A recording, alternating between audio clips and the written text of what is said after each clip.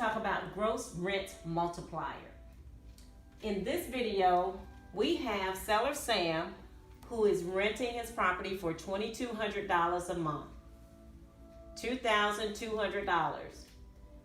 What he's asking us is, what is the value of this property?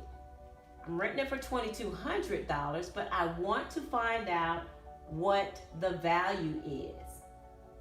Now, with the gross rent multiplier, we will go in and find a property that has sold. And what we found was, we found a property that sold for $200,000 and it rented for $2,000. This property is very much comparable to seller Sam's property. Okay?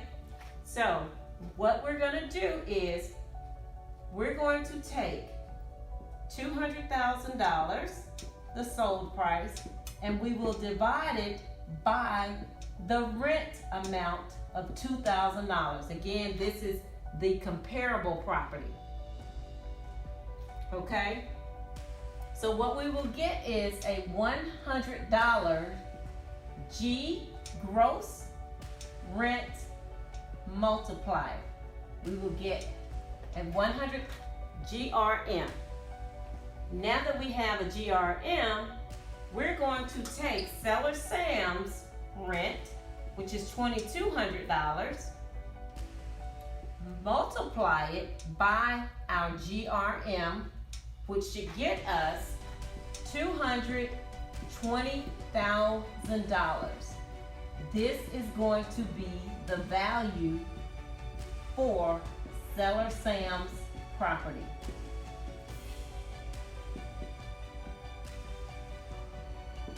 Okay, again, the only information we have is that seller Sam has been renting his property for $2,200.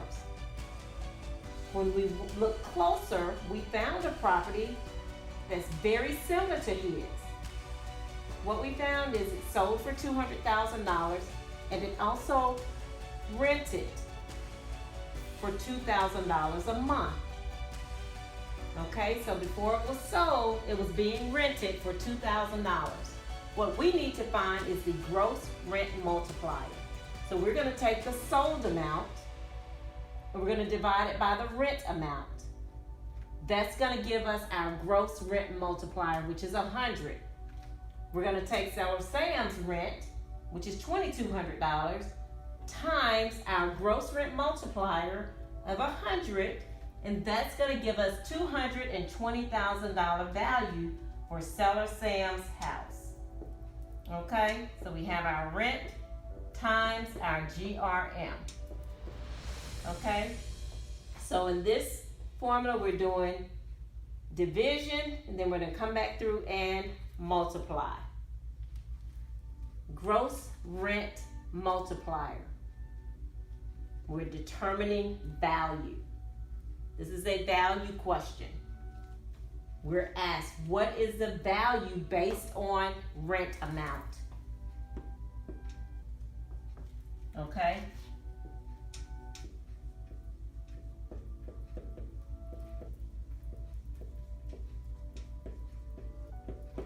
That's the ultimate question.